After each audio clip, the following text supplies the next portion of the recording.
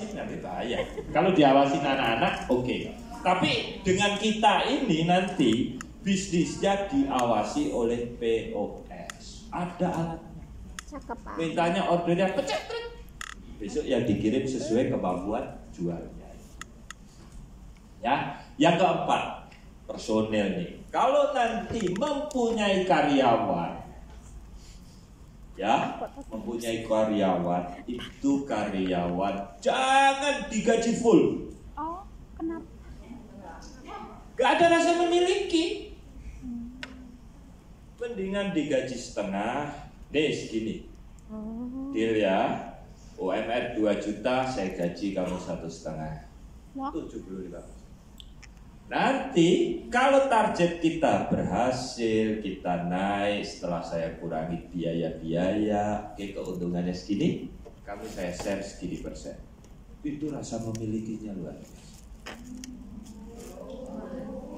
Jangan sekali-kali menggaji tenaga kerja kalau bukan PT yang besar, PT yang ini kemoncol, bayar kayak Bank Mandiri ini, bayarin mereka UMR terus coba tekor kon.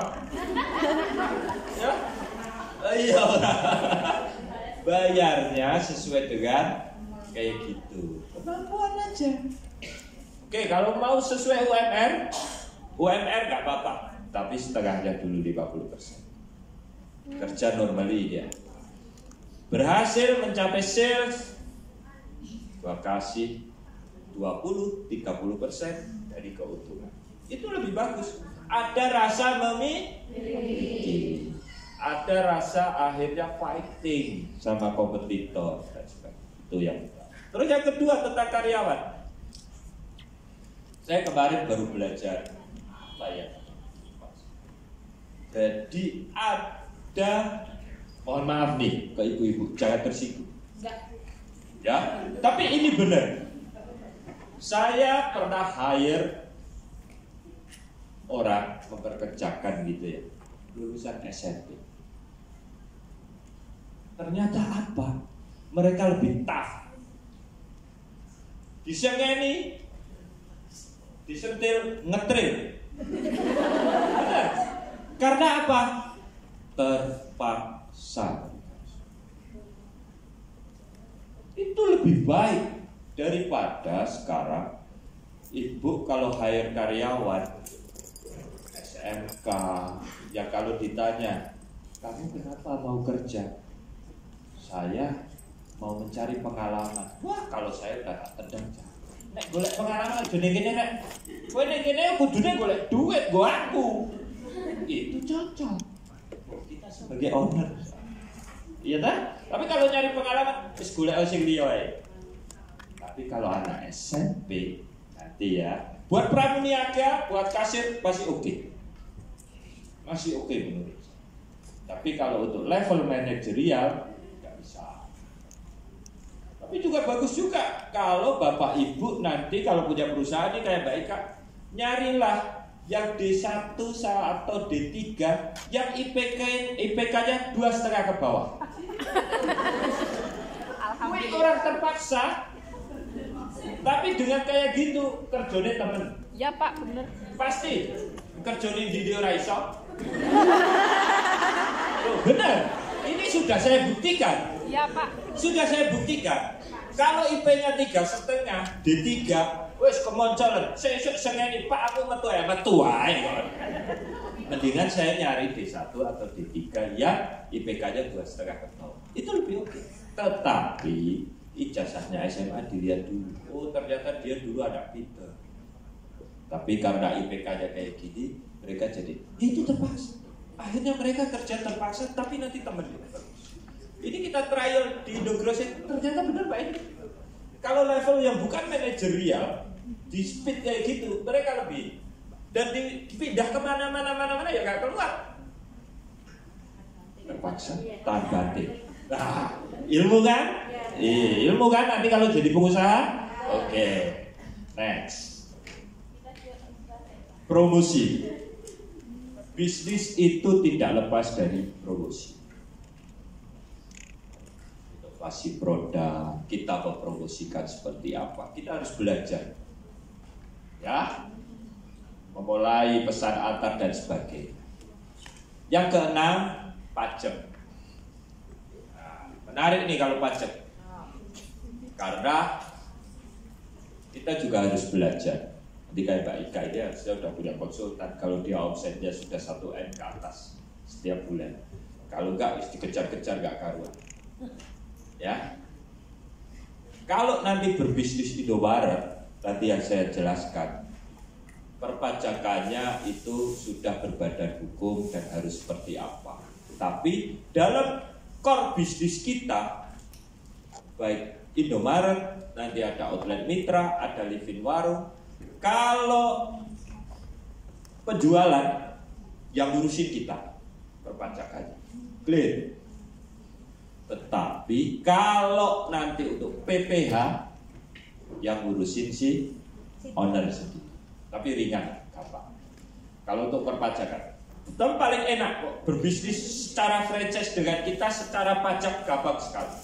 Nggak perlu mumet. Tapi kalau ibu berbisnis sendiri, membuka minimarket sendiri, perpajakannya ngeluh. Karena sekarang e-faktur, running mereka. Running e-faktur, ngeluh. Dari berbagai macam supplier, konsolidasi dan sebagainya, mumet. Seperti franchise ya. Terus modal, wah Bank Mandiri ini banyak duitnya. Tinggal modal ini, bunganya juga ringan. Sama yang terakhir, kita dalam berbisnis tidak boleh emosi. Ada kompetitor masa ini kita harus, nggak boleh. Ada konsumen terdekat yang pengen barang ini, jangan sampai ngikutin orang. Contoh, warung ibu tidak ada baygon bakar. Yang minta 1 orang. Didatengin sempat dulu. Ibu order baygon bakar. Yang beli dia doang, padahal ibu nyetornya 6. Yang 5 gak laku-laku kan? Jangan. Gak boleh emosi. Gak boleh, sesuai aja apa yang harus kita adakan di situ. Ya. Next, terakhir, ini yang kadang modal HPP ini tidak boleh dipakai untuk kebutuhan pribadi. Jadi atas omset kita hari ini salesnya seumpamanya 1 juta, di dalamnya itu ada HPP dan ada keuntungan. Yang boleh dipakai adalah keuntungan. Kadang orang ini HPP-nya juga dimakan. Ya udah, jadinya tokonya. Ini yang biasa di traditional market kejadian. Mau lebaran, pengen mobil, motor dan sebagainya, dipakailah HPP ini untuk DP. Pulang dari kampung, balik lagi, gak punya? Udah. Ya, tapi punya mobil. Mobilnya dijual nek payu, gak mau kredit.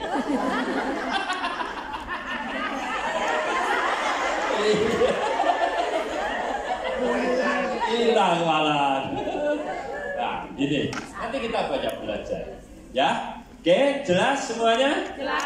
Oke, terima kasih. Saya lanjutkan. Atau mau break dulu? Lanjut. Oh ya. Jadi kita di Indomaret Group ada 2 brand besar, ada Indomaret dan Indogrosir. Saya ada di mana Pak Hen ya? Di Indogrosir ya Pak Hen ya. Tapi juga kadang ngurusi Indomaret. Kenapa? Oh enggak, karena saya dulu juga bekas dari sini. Nah. Jadi kita di Indogrosir itu ada 2 brand. Ini namanya Outlet Mitra Indogrosir dan Living Warung. Ya. Jadi Jadi kalau outlet mitra Indogrosir nanti yang sudah punya warung bisa